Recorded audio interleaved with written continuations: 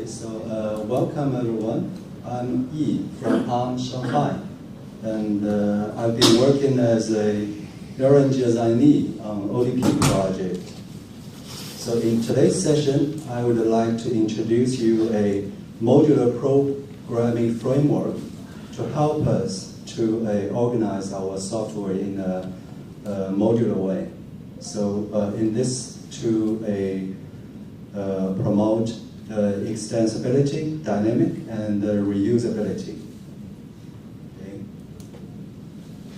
So this is the agenda. So I will go through firstly the motivation, where the requirement comes from, and the benefit to use this framework on ODP project, and go into a little bit detail on how to use this framework to write our software, and in the last, to mention a few future steps we planned.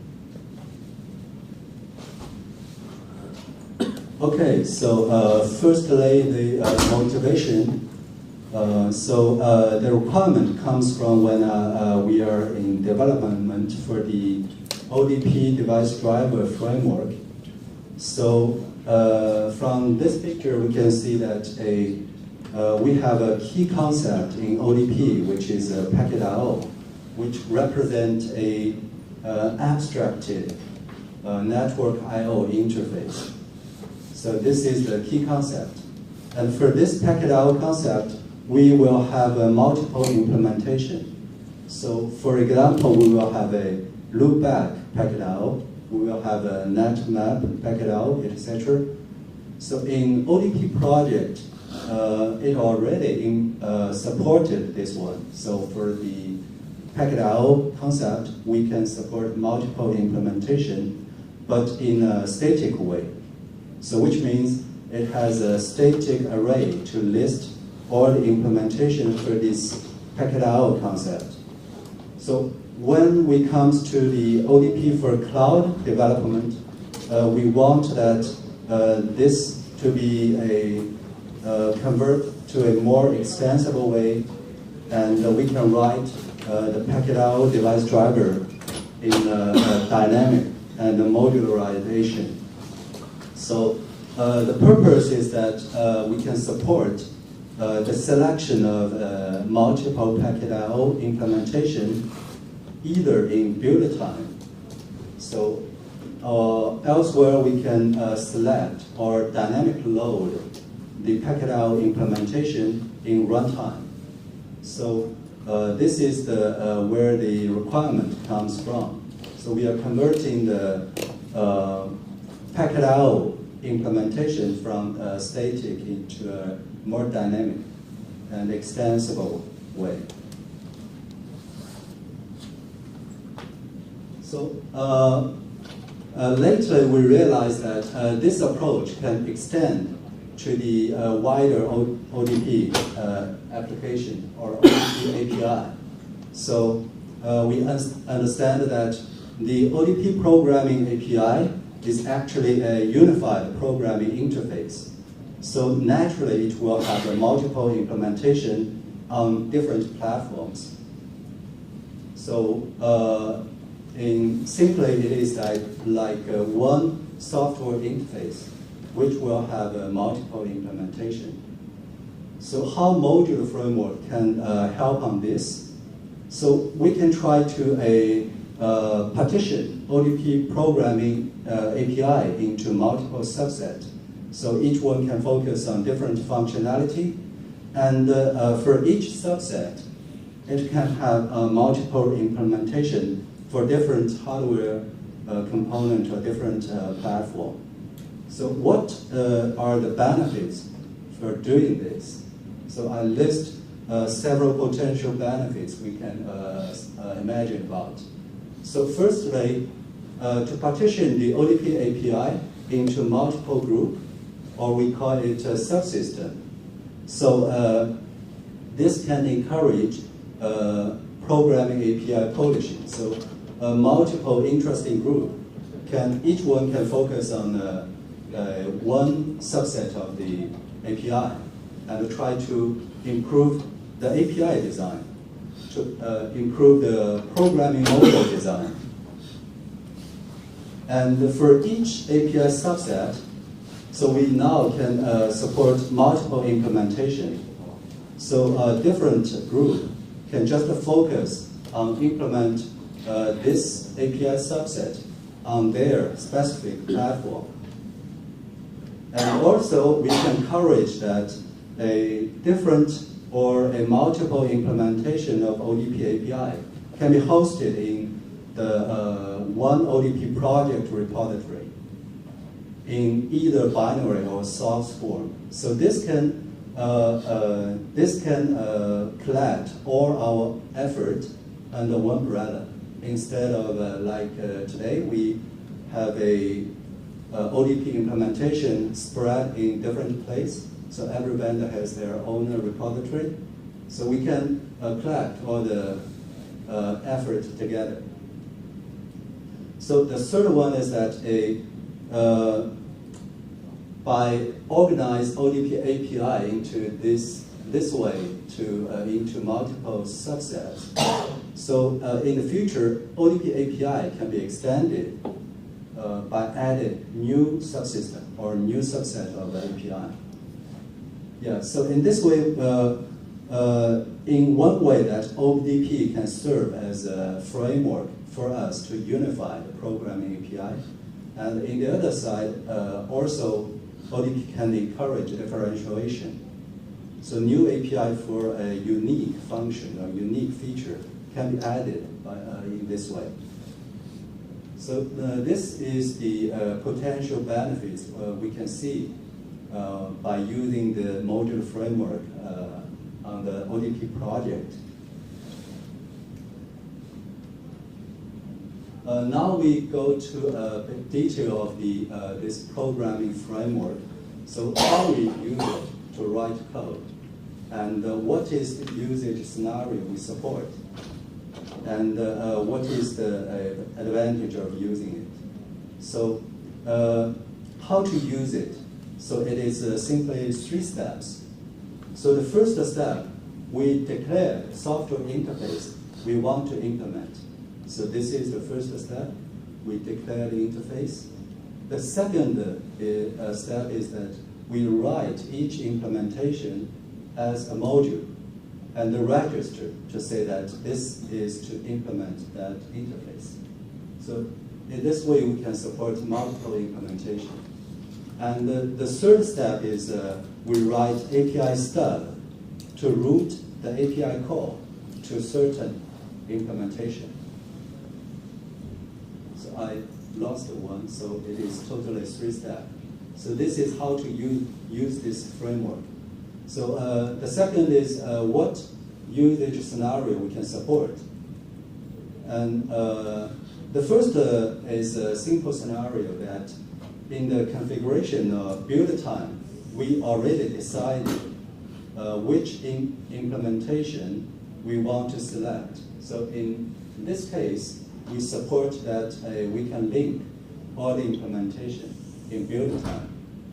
The second use scenario is that for a runtime selection. So in the runtime, we can determine that, dynamically which implementation of the software interface we want to load. And we can dynamically load that module in runtime. So the third one is a special case that for embedded application or in one situation for the software interface, we do not want multiple implementation support. We only choose one implementation. So in this case, we want to eliminate the overhead of API stub, so which is using the function pointer to route the API to one implementation. So we want to eliminate this overhead. So our framework provides a way to declare this. It just says that just to replace the API stub with my implementation. So with this one sentence, it can achieve this. So this is the 3 uses scenario. And for all the scenario, the good thing is that we do not need to change any code. So it is just the implementation module source code is agnostic to the any use case. So this is the advantage. So I know many projects also have a similar framework, or they call it plug-in framework. But typically they only support runtime loading or dynamic loading for the plug-in. But consider the embedded application usage, we support 3 of them. Okay, so we have a demo project in GitHub. So if you are interested, you can visit it and have a try. So in following slides, I will show a bit code to show some detailed 3 steps to use this framework and how to support this 3 usage scenario. Okay, so this is the first step that we declared software interface. So here we can see that the first step is that we declare we will have a scheduler subsystem, which means we will have a subset of API focused on scheduler functionality. And in this subsystem, we have 2 API, which is API 1 and API 2. Then we define a data structure. So lately, each implementation will define a data structure and a register. So this interface will have multiple implementation. Okay, after we declared the software interface, now we can write implementation as modules. So this is a typical implementation module. We create a data structure to register the API function pointer, and we call the subsystem register module to register this implementation. And it is using the constructor, so this module constructor will be automatically involved in program startup. Okay, so this is the implementation as module. Now the last step is we write some API stub to route the API call. So here currently we provide a 2 methods. This is the first one that the API stub will route the API call to the default implementation. So here you can see there is a subsystem active module to get the default active implementation and the call function to route the API call. So this is the first method to route the API call to the default implementation. So the second is that the API stub can walk through all the implementation module. So in this case, we can see that the API 2 will go through each implementation module and invoke the real API 2 implementation. So this is to satisfy different use scenarios for API routing or API stub. Okay, now we finished the coding, so we can see how what are the usage scenarios. So firstly, this is the case that in configuration of build time, we already decided so which implementation we will support.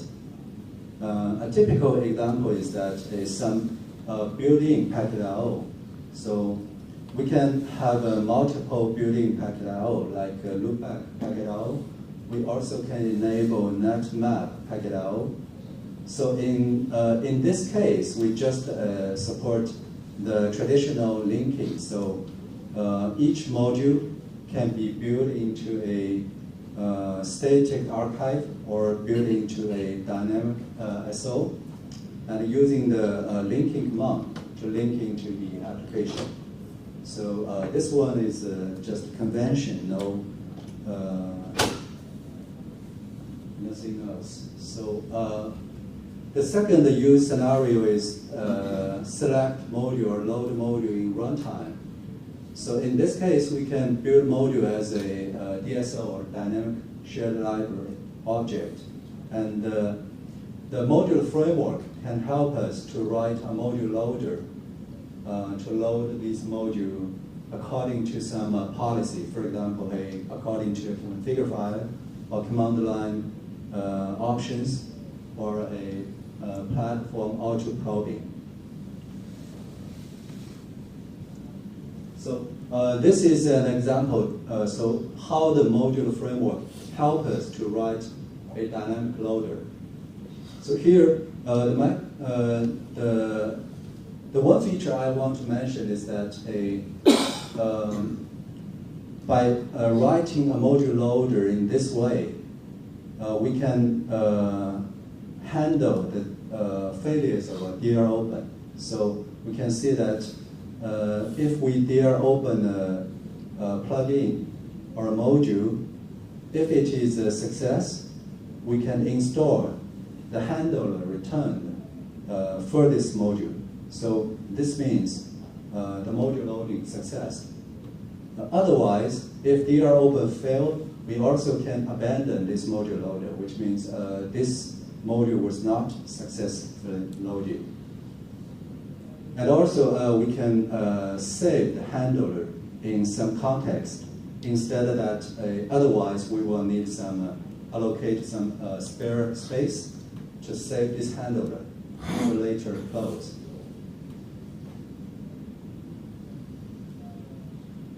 Okay, so this is, I think the feature of this framework is in the case that we decided only need one implementation support. We do not want to multiple implementation support. So we want to eliminate the API stub overhead. So in this way, we still do not want to change the module code. So we prepare a header file to declare that I want to override the API stub, and that's all. So when we build the module in the makefile rules, we include this declaration, and the API stub will be replaced. So we can see the header file will be very simple. So we provide this micro called subsystem API override, which means for the scheduler subsystem for its API 1, I will use the default implementation to replace the API stub.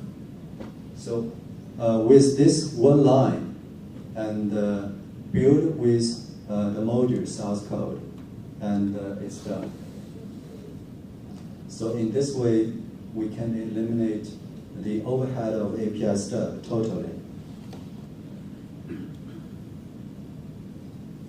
Okay, so this is the next step we planned. So currently we are practicing this module framework in ODQ project.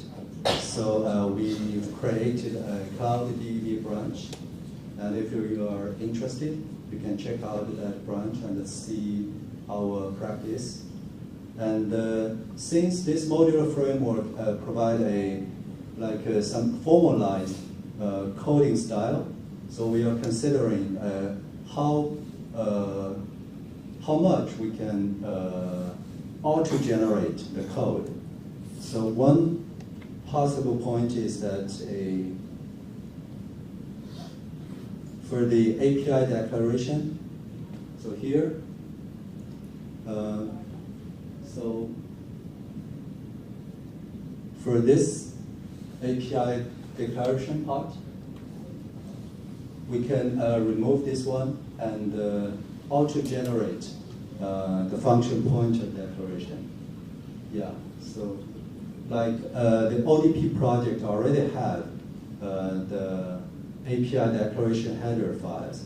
So I only needed to scan all the API header file, and for each API, I automatically declare its a function pointer type. So in this way,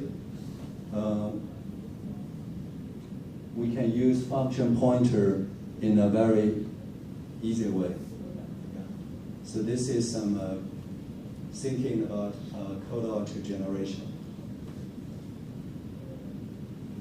Okay, so that's all for my session. So thank you very much. And any question?